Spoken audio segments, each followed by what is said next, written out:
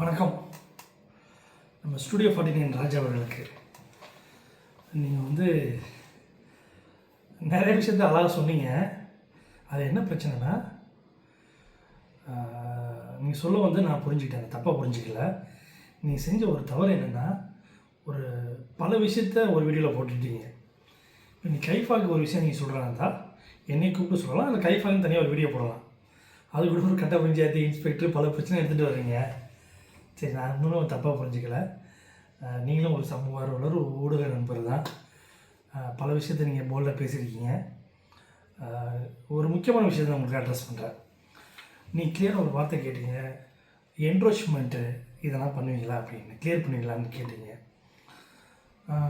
என்ரோச்மெண்ட்டை clear பண்ணுறதுக்கு முன்னாடி நம்ம ஜிஸ் மேப்பிங்னு சொல்லுவோம், ட்ரோன் சர்வேன்னு சொல்லுவோம். இந்த ட்ரோன் சர்வே பண்ணி தான் ஒரு குளத்தை தூர் வரணும். உண்மையாக சொல்லப்போனால் இந்த ட்ரோன் சர்வே பண்ணுறதுக்குள்ள எக்யூப்மெண்ட்ஸு, அதுக்குள்ளே இன்ஃப்ராஸ்ட்ரக்சர் ஃபண்டாலும் நம்மளுக்கு கிடையாது, டு பி ஃப்ரேங்க். ஸோ ஒரு குளத்தை நீங்கள் எதை வச்சு தூர் வர்றீங்கன்னு கரெக்டான ஒரு கேள்வி கேட்குறீங்க. அதுக்குள்ளே வாட்டர் ரிசோர்ஸஸ், இன்லெட் சேனலு, இதுக்கு மழை நீரா இல்லை வேறு ஏதாவது காவேரியிலேருந்து வருதா? நமக்கு 2 ரிசோர்ஸ் தான், ஒன்று மழை நீர் இல்லை காவேரி நீர் நம்ம பெல்ட்டுக்கு. ஏன்னா நம்ம காவேரியில் லோவர் பேஸில் இருக்கோம். ஸோ நம்ம என்ரிச்மெண்ட் ரிமூவ் பண்ணிட்டு தூர்வார் மணிகள் போவோமா இல்லை டேட்டா தூர்வார் மணிகள் போவோமா அப்படின்னு பார்த்தீங்கன்னா, நாங்கள் இன்லெட் சேனல் பார்ப்போம். இன்லெட் சேனல் இல்லாத பட்சத்தில் மழைநீர் தான், மழைநீருக்கு உள்ள ஒரு சேனலை உருவாக்கிட்டு அப்படியே தூர்வார போவோம். இன்னொன்று, என்ரோச்மெண்ட்டில் நான் கையை வைக்க மாட்டோம், டு பி ஃப்ரேங்க். எதனால சொல்கிறேன்னு வச்சுங்களேன், நான் ஒரு குளத்தை தூர்வாரிட்டு இந்த ஒரு ஒரு அது அது ஃபஸ்ட் எக்ஸாம்பிள் பேராவணி பெரிய குளம் 320 ஏக்கர் நான் தூர்வாரணும். ஆக்சுவலாக பேராவணி பெரிய குளத்தில் கொள்ளளவு எவ்வளோன்னா 560 ஏக்கர் ஹோல்டிங் கெப்பாசிட்டி, அவ்வளோ ஃபுல்லாக இருக்குது. அதில் 200 ஏக்கர் ஆக்கிரமிப்பு. நான் ஃபஸ்ட்டு தூர்வார போடும்போது என்ன சொன்ன விஷயம் என்னென்னா, நீ பேராவணி குளத்தை ஆக்கிரமிப்பை எடுத்துருங்க, அதுக்கப்புறம் தூர்வார போங்க அப்படின்னாங்க.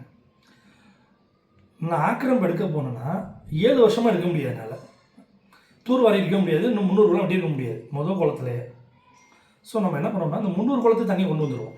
300 ஏக்கர்கள், சரி, அது 320 ஏக்கர் உள்ள ஆக்கிரமிப்பு இல்லாத பகுதியில் நீரை சேமிச்சிடுவோம். திருப்பி இந்த 200 ஏக்கரை ஆக்கிரமிப்பு எடுத்து கொடுத்தீங்கன்னா தூர்வார முடியும்னு சொல்ல முடியும். எதுக்கு சொல்கிறேன்னா, ஒரு என்ரோச்மெண்ட்டுங்கிறது வர்றது என்னென்னா, அங்கே இருக்க கம்யூனிட்டி பீப்புளை ஃபார்மர்ஸ் கம்யூனிட்டி பீப்புளை மொபிலைஸ் பண்ணி கவர்மெண்ட்டையும் அப்ரூவல் வாங்கி எல்லை உருவாக்கி கல்லை நட்டு திருப்பி அங்கே டீசல் பண்ணணும். ஒரு எக்ஸாம்பிள், நான் 2019 தூர்வாரணும். 2019 குளத்தை நிரப்பிட்டோம்.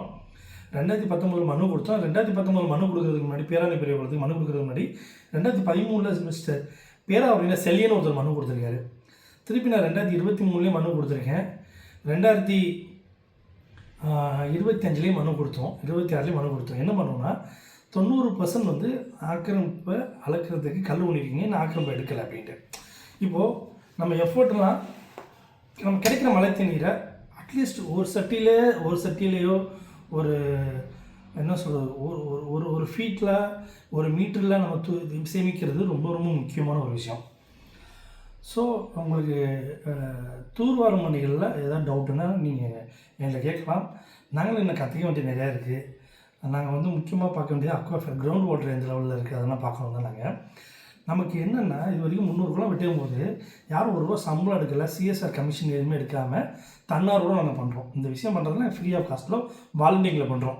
தமிழ்நாட்டில், இந்தியாவில் ஒரு ஆர்கனைசேஷன் 7 வருஷமாக ₹1 சம்பளம் இல்லாமல் ஒரு தூர்வார பணிகள் மேற்கொண்டால் நீங்கள் சொல்லுங்கள், அந்த மாதிரி நாங்கள் கேட்டுக்கிறோம். அந்த மாதிரி இந்த ஆர்கனைசேஷன் கிடையாது. இல்லை, நிறைய டெக்னாலஜி இன்டர்வென்ஷனாக கொண்டு வரலாம். கொண்டு வரும்போது என்னன்னா, ஒரு குளம் வெட்டுறதுக்கு 1 லட்சம், இப்போ 3 ஏக்கர் 4 ஏக்கர் 1 லட்ச ரூபா செலவாகிறதுல நமக்கு 10 லட்ச ரூபா கிட்ட செலவாகும் நிறையா ஒர்க் பண்ணுறதுனால. ஸோ நம்ம தண்ணி சேமிக்கிறது மட்டும் அதோட வேலையாக முடிஞ்சுது.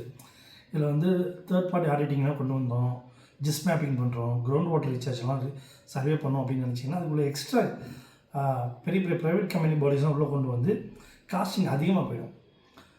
இந்த குளத்துக்கு இதுக்கு முன்னாடி பில் எழுதியிருக்காங்களா எழுதலையா, அப்புறம் அந்த ஹிஸ்ட்ரியில் நாங்கள் பார்க்குறது கிடையாது, டு பி ஃப்ரேங்க். இன்னொன்று, வெட்டினதுக்கப்புறமா அந்த பில்லு கூட எழுதிட்டு போயிடுவாங்க. கிராம மக்கள் உங்களோட வேலை டோட்டலாகவே. எங்கள் வேலை நீரை பாதுகாத்து கொடுக்குறது தான் எங்களோட வேலை. அந்த குளத்தை மெயின்டைன் பண்ணுறது உங்களோட வேலை. அந்த குளத்தை யாராவது பில் எழுதி காசு வாங்கினாங்கன்னா அவங்கள எக்ஸ்போஸ் பண்ண வேண்டியதில் உங்கள் வேலை அது. ஸோ உங்கள் ரெஸ்பான்சிபிலிட்டி நீங்கள் என்னென்னு தெரிஞ்சுக்கங்க. இது எங்களோட ரெஸ்பான்சிபிலிட்டி. நீங்கள் போட்ட வீடியோவில் உங்கள் கோபம் ஆதங்கம் எல்லாம் புரியுது, எல்லாமே கொஞ்சம் கொஞ்சம் அமைஞ்சிருச்சு. நீ அதை பிரித்து சொல்லிடுங்க. எங்களுக்குன்னு சொல்ல கொடுக்கப்பட்டதை எங்களுக்கு மட்டும் அந்த பதிவை போடுங்க. பல விஷயத்தை மிங்கிள் பண்ண வேணாம். மற்றபடி எனக்கு வருத்தம் கிடையாது. தவறு செய்வது மனிதனுடைய இயல்பு. நாங்கள் பெருந்தன்மையாக கலந்து போயிடுவோம். நன்றி, வணக்கம்.